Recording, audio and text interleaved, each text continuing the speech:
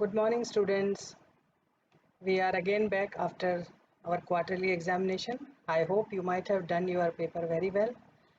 It was totally based upon your chapter. If you have studied your chapter very thoroughly, you would have done the paper very well.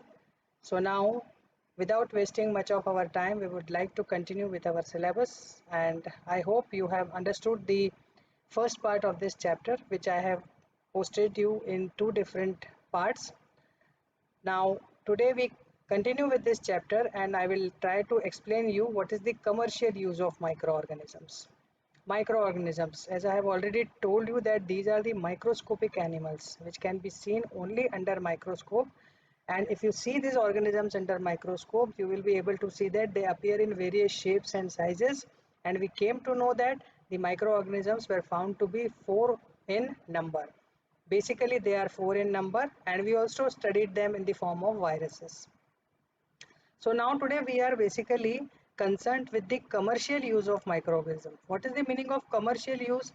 Whenever we earn profits out of any particular material or any particular living form, that particular way of earning the profits is known as what? Commercial use. किसी भी चीज़ से हम जो दो पैसा अगर कमाते हैं तो उस चीज़ को हम हमारे लिए कमर्शियल यूज़ की चीज़ मान लेते हैं. तो today we will try to understand that what is the commercial use of microorganisms. अगर कमर्शियल यूज़ की बात करें तो माइक्रो ऑर्गेनिजम्स हमारे लिए बहुत ही ज़्यादा इम्पॉर्टेंट है. किसके लिए? They produce high amount of alcohol.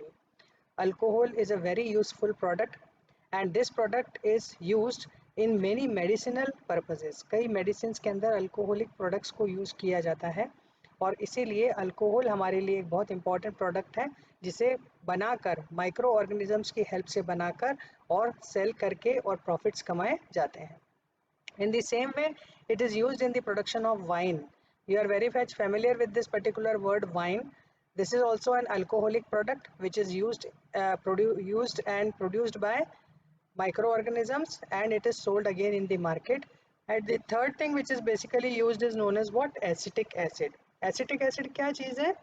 इसको विनेगर के नाम से भी जानते हैं. ये प्रिजर्वेटिव के रूप में यूज होता है. कई चीज़ों के अंदर हम कहते हैं कि if they are to be stored for long period of time they will get spoiled. वो बहुत जल्दी ख़राब हो जाएंगे और अगर वो ख़राब हो जाएंगे तो उनको ख़राब होने से अगर हमें बचाना है तो क्या यूज़ करना पड़ेगा उसमें? Vinegar. So vinegar is basically used, or acetic acid is basically used in the form of what? Preservative. So you will see that these microorganisms, they are found to be very much useful in the production of alcohol. They are used in the production of wine. They are used in the production of acetic acid. So alcohol and wine which are basically being produced here, you will see that they will be produced how? किस तरह से उनको produce किया जाएगा तो हम देखेंगे कि they will be produced in the by certain microorganism which is basically used in the form of yeast. East के नाम से जो एक पर्टिकुलर माइक्रो ऑर्गेनिज्म होता है वो अल्कोहल और वाइन के प्रोडक्शन में काम में लिया जाता है. क्या किया जाता है ईस्ट नाम के माइक्रो ऑर्गेनिज्म को? It is basically grown on natural sugars. Natural product जो हमारे पास में अवेलेबल, जैसे कि आपके पास में वीट अवेलेबल है, राइस अवेलेबल है, बार्ली अवेलेबल है या फ्रूट के जूसेस अवेलेबल है, इस तरह का कोई भी प्रोडक्ट जिसके अंदर हम कह सकते हैं कि नेचुरल शुगर्स प्रेजेंट होती है, in that particular material what is added? Yeast is added. when yeast is added to this particular product and it is allowed to ferment, और फिर काफ़ी लंबे समय तक उसे क्या किया जाता है? फर्मेंट करने के लिए, मतलब उसे ढक दिया जाता है. और उसे क्या करना? फर्मेंटेशन होना मतलब क्या? हम जनरल लैंग्वेज में फर्मेंटेशन को सड़ना बोलते हैं, या हम कह सकते हैं किसी भी चीज़ को बहुत लंबे समय तक अपने फॉर्म को कन्वर्ट करने के लिए जो प्रोसेस की जाती है उसे फर्मेंटेशन कहते हैं. So that is the way by which wheat, rice, crushed food और barley are allowed to bring in contact with yeast. And what will happen? That yeast will show the action on these particular food products and will convert this particular food products into alcohol. So out of any of these particular materials you will use yeast in all of them and you will get the alcohol out of them. अब ये तो इन्होंने बताया है कि commercial level पे बड़ी बड़ी इंडस्ट्रीज में इस तरह का काम करके क्या बनाया जाता है? It will be helpful to make what? It will be helpful to make alcohol. So let us try to do a small experiment in the laboratory. पहले हम लेबोरेटरी में करके देखते हैं कि क्या सचमुच ऐसा होता है। तो हम एक बीकर लेंगे और बीकर के अंदर 3/4 of that beaker is to be filled up with water. So you have to take how much of the water inside it? Near about 500 ml of the water is to be taken in it. उस पानी के अंदर हम 2 से 3 चम्मच sugar डाल देंगे। What will we eat? We want sugar source. मैंने आपको ऊपर भी क्या बताया था, जो भी चीज़ें हमने ली है ना वो सारी शुगर की सोर्सेस है, नेचुरल शुगर्स है। तो अब हम आर्टिफिशियली शुगर डाल करके और उसके अंदर अब और क्या चीज़ डालने की कोशिश करेंगे? We will try to add yeast powder to it. See, it is shown here that you have to add what? Yeast powder to it, and after that you will have to keep it in a warm place for near about 4 to 5 hours. 4 से 5 घंटे तक हमें इस particular solution को कहाँ रखना है? एक वार्म प्लेस पर रखना है। And you will be able to see what after 4 to 5 hours when you try to smell it. उसको जब हम स्मेल करने की कोशिश करेंगे तो it will give us typical type of smell, and this particular is nothing but conversion of sugar into alcohol. So this is the smell of alcohol as sugar and has been converted into alcohol by the action of yeast. तो yeast की action से ये particular, ये देखिए इन्होंने यहाँ बता भी रखा है that the smell which is being seen here is basically helpful to convert what? The sugar into alcohol, and this process is known as what? Fermentation. So in this way fermentation की process में क्या किया जाता है? That sugar is basically converted into alcohol. Now the first scientist who explained this particular process to the world was Louis Pasteur. He made the people understand that fermentation is the process by which the sugar can be converted into various forms, and you can convert it by doing the action of microorganisms. So what we have come to conclude that microorganisms can be used for the commercial production of large number of materials, and that is the way by which we will be able to understand that profits can be earned out of these microorganisms. Now the next use of microorganism is what? It is basically used in the form of medicine. So medicinal use of microorganism will basically tell you that how microorganisms can be used in the form of medicines. तो whenever we fall ill, जब भी हम बीमार हो जाते हैं तो we generally go to the doctor. एक जनरल प्रोसेस होती है कि बीमार हो गए तो we have to go to the doctor and try to find out the medicine or the solution to get recovered from that particular disease. So whenever we go to the doctor, he will basically prescribe you certain antibiotics. जब भी हम doctor के पास जाते हैं तो वो हमें क्या देने की कोशिश करते हैं? आपकी बीमारी के बारे में पूछेंगे सबसे पहले वो, और बीमारी जानने के बाद में वो आपको कुछ दवाइयाँ लिख करके देंगे. Now you might have seen that doctor always writes the combination of 2 to 3 या 3 to 4 medicines together. कभी भी डॉक्टर आपको एक मेडिसिन लिख करके, इवन आप सिंपल सर्दी जुकाम के लिए भी अगर डॉक्टर के पास चले जाएंगे तो they will give you the combination of medicines, and these combination of medicines is given either in the form of capsules, it is also given either in the form of injections, it can be given in the form of syrups. तो कई तरह का combination मिला करके और हमें medicine दी जाती है. So in this way this particular antibiotics which are prescribed to you, the types of injections which are prescribed to you, types of capsules or tablets which are prescribed to you, they are nothing but the sources which are obtained from microorganisms. So these medicines are also made from microorganisms. What is the role of these particular medicines? Now when we talk about the word antibiotic, आपको क्या दिया जा रहा है? Antibiotic दी जा रही है. If you say that आपको एंटीबायोटिक दी है तो एंटी का मतलब अगेंस्ट और बायोटिक का मतलब होता है life. The living forms which works against life, ऐसे लिविंग फॉर्म्स जो लाइफ के अगेंस्ट काम करते हैं उन्हें हम कहते हैं antibiotics. So these particular medicines will kill or stop the growth of microorganisms, disease causing microorganisms inside your body. Why your body started suffering from diseases? Because some microorganism has entered inside your body. अब कोई micro organism अगर आपकी body में गया है तो उस micro organism को वापस से मारने वाले जो ऑर्गेनिजम्स होंगे ना, वो भी माइक्रो ऑर्गेनिजम्स ही होंगे. सो these are those microorganisms which will kill or stop the growth of disease causing microorganisms. Okay, so some microorganism has entered inside your body in the form of pneumonial microorganisms. Some of them might have entered inside your body in the form of some fever causing microorganism. किसी भी तरह के microorganism आपकी body में जब जाते हैं तो उनको मारने के लिए वापस हमें एंटीबायोटिक के रूप में जो टैबलेट्स कैप्सूल्स दी जाती है ना, they are again what, nothing but microorganisms only, and they will go understand the mechanism of your body, how the microorganisms are multiplying, and they will kill those particular microorganisms.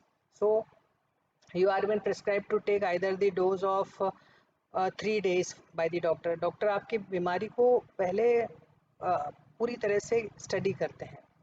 वो समझते हैं कि how much severity is seen inside your body of that particular microorganism, and then they will do what, then they will give you the prescription of either 3 days or of 5 days, and accordingly you will get cured from that particular disease. तो इस तरह से antibiotics play a very important role in killing the disease causing microorganisms.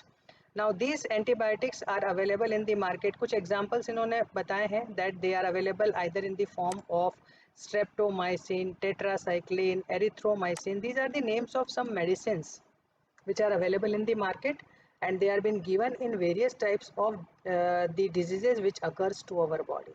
So this is the way by which we will be able to get ourselves cured from large number of diseases. तो ये इस तरह से इन particular चीज़ों को बीमारियों को समझ करके और उनकी दवाई लेकर के उससे हमें अपने आप को बचाना है. And that is Y what is basically seen that antibiotics are made out of what. अब हम कहेंगे antibiotics किस किस से बनाई जाती है. They can be prepared out either by the fungus, they can also be prepared by bacteria. तो मैं आपको क्या कह रही हूँ, डिजीज होती भी माइक्रो ऑर्गेनिज्म से है और उनको मारने वाले भी माइक्रो ऑर्गेनिजम्स ही होते हैं. And that is why this type of antibiotics are manufactured on a very large scale just to cure a variety of diseases.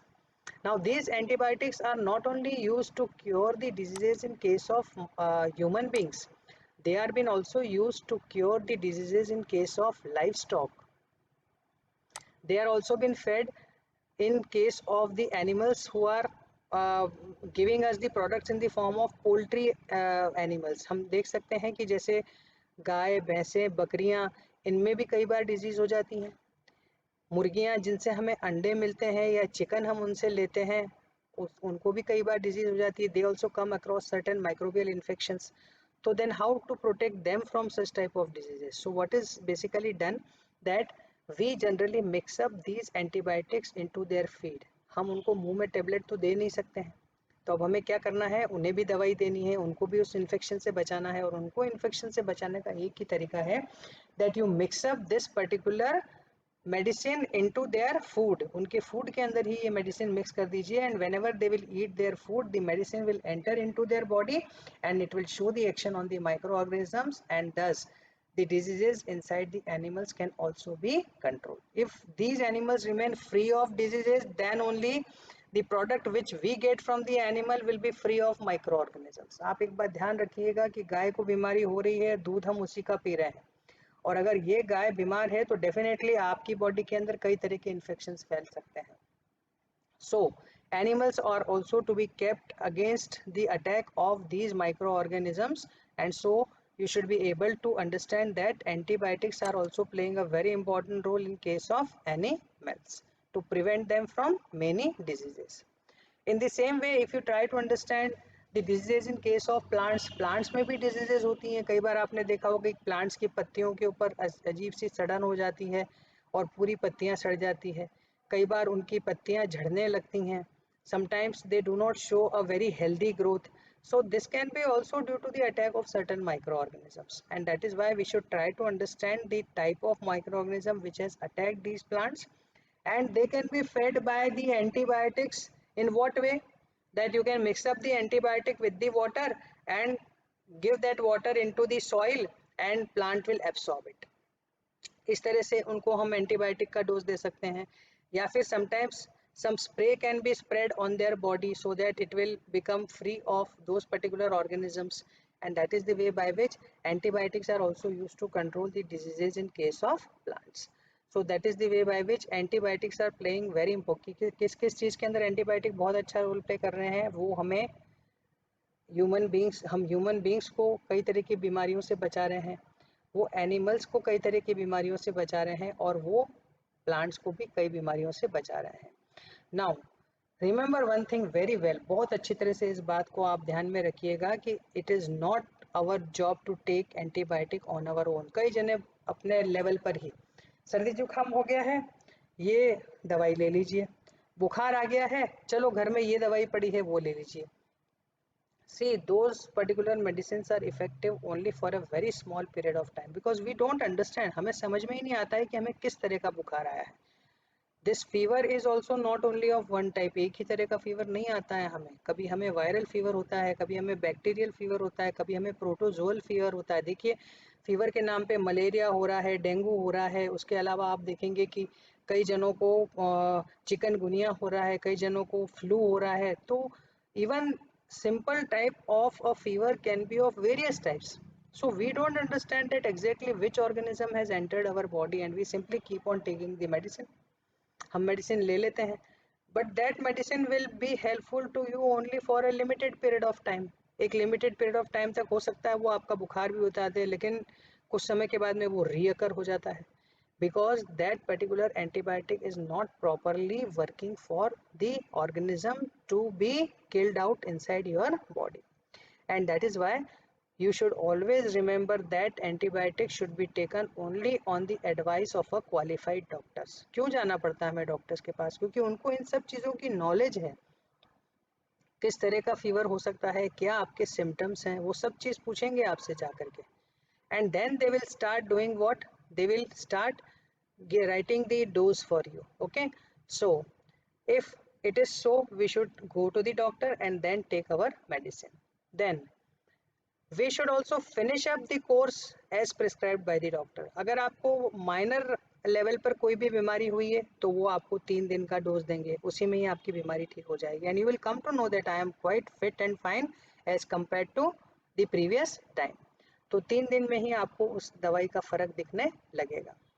If the disease is little bit more severe, he will prescribe it to you for 5 days. तो कुछ दवाइयाँ कुछ कम समय के लिए, कुछ ज़्यादा समय के लिए, इस तरह से लेकर के और हमें अपनी बीमारी को हटाना पड़ता है. So antibiotics should never be taken in the wrong doses. It should be taken in the right dose and only by the advice of a qualified doctor or a medical practitioner. Okay. Now उसके अलावा कई बार ऐसा होता है कि हम देखते हैं कि एंटीबायोटिक्स को अगर हमने रॉन्ग डोजेस के अंदर ले लिया, मान लीजिए हमने दवाई 1 दिन ली और 2 दिन लेना ही भूल गए, फिर वापस से अब मुझे दवाई ले लेनी चाहिए, तो you will see that bacteria will be killed only up to a certain limit and again they will get a chance to multiply themselves. वापस से वो मल्टीप्लाई होने लगेंगे हमारी बॉडी में. हमें उन्हें मल्टीप्लाई नहीं होने देना है, और इसीलिए राइट डोज में राइट तरह से दवाई लेनी है, तभी जाकर के हमारी बॉडी में उसका सही इफेक्ट दिखेगा. उसके अलावा हम कह सकते हैं कि कई जनों को बिना ही किसी कारण भी आदत होती है, जैसे हम छोटे छोटे बच्चे होते हैं और हमारे किसी छोटे भाई बहन को मान लीजिए खांसी हो गई. अब उसको खांसी हो गई तो मम्मी उसको दवाई पिला रही है, दवाई पिलाते पिलाते मम्मी मुझे भी दवाई पीनी है, दवाई मीठी मीठी है, ऐसे करके, और you also start taking 1 spoon of medicine, or you also start want to be little bit sympathetic. आपको भी लगता है कि बच्चा बीमार है तो मम्मी उसे बहुत प्यार कर रही है, बहुत अच्छी तरह से रख रही है, तो why should I not get the sympathy from my mama? तो भाई मुझे भी दवाई दे दो, मुझे भी खांसी हो रही है, मुझे भी हाथ पांव दुख रहे हैं. इन this way if you keep on taking the antibiotics unnecessarily, बिना किसी कारण के अगर आप दवाइयाँ लेते हैं तो they will kill useful microorganisms of your body. See, there are large number of beneficial bacteria also present inside your body, and what will happen that if you keep on taking such type of medicine without any reason, they will kill the useful bacteria of your body, and then if you take the same medicine when you really suffer from that disease, अब आपको मान लीजिए वास्तव में वो disease हो गई और फिर अगर आपने वो दवाई उसी डोज की उसी पर्टिकुलर कंटेंट की लेने की कोशिश की तो वो आपकी बॉडी पर असर नहीं दिखाएगी. And that is why don't try to do such type of experiments with your body and keep yourselves away from these antibiotics as far as possible. क्योंकि जब अगर आपने बिना कारण के दवाइयाँ ली है तो अंदर जो माइक्रो ऑर्गेनिजम्स थे ना, उन्होंने उस दवाई से अपने आप को एडजस्ट कर लिया और अब उसी डोज की दवाई अगर आप लेते हैं तो वो आपकी बॉडी पर असर ही नहीं दिखाएगी. असर नहीं दिखाएगी तो आपको हायर डोज की दवाई लेनी पड़ेगी और अगर हायर डोज की दवाई ज़्यादा लेनी पड़ेगी तो definitely your body is now very much sensitive. और अब आपको क्या हो गया है, छोटी छोटी चीज़ों के लिए बड़ी बड़ी डोज की दवाइयाँ लेनी पड़ रही हैं.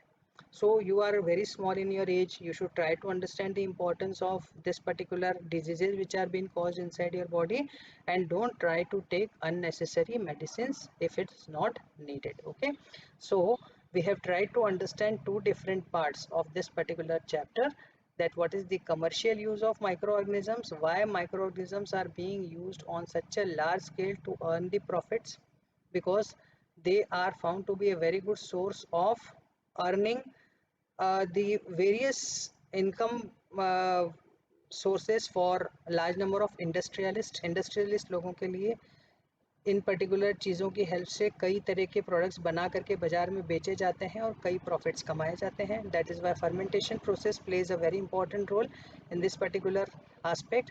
And then we saw the importance of medicinal use of microorganisms, where we understood the importance of antibiotics. Now I would like to tell you one more thing about this particular antibiotics, that in 1929 Alexander Fleming was basically working on the how this antibiotic was first of all discovered. सबसे पहले किस तरह discover हुआ ये तो हम जानने की कोशिश करेंगे कि अलेक्जेंडर फ्लेमिंग नाम के साइंटिस्ट जो है वो बैक्टीरिया की एक प्लेट पर, ऐसी गोल सी प्लेट होती है जिसके अंदर बैक्टीरियाज की ग्रोथ हो रही थी. ठीक है, he left that particular plate inside the incubator और बैक्टीरिया की ग्रोथ उसमें होती चली जा रही थी. So for 1 day 2 day 3 day he kept on observing that the growth is taking place. But after 4 or 5 days, when he saw this particular plate again, he saw that some of the growth was missing.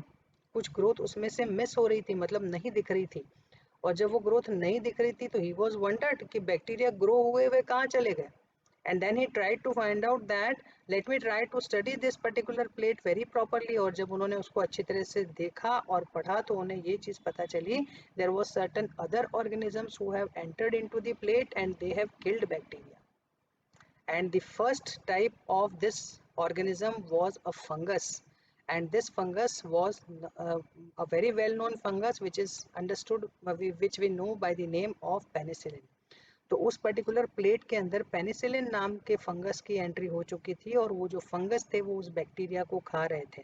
इसका मतलब उन्होंने ये चीज़ उससे point out करके निकाली कि there are certain organisms who can kill the other organism, who can kill the other organism and stop their growth, and in this way they will act in the form of antibiotic. जो एक organism दूसरे organism की growth को रोक रहा है, वो उसकी लाइफ को ख़त्म कर रहा है. इसका मतलब वो किस रूप में काम में लिया जा सकता है? It can be use in the form of antibiotic. So the first antibiotic which was discovered by Alexander Fleming was what? Penicillin.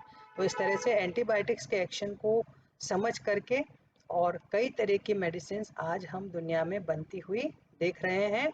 And we know that we have come to to understand the treatment for large number of diseases, and very highly infectious diseases can even be cured by the use of microorganisms in the form of what? Antibiotics. So this is what we have understood today in this particular part, that what is the commercial use of microorganism and what is the medicinal use of microorganisms.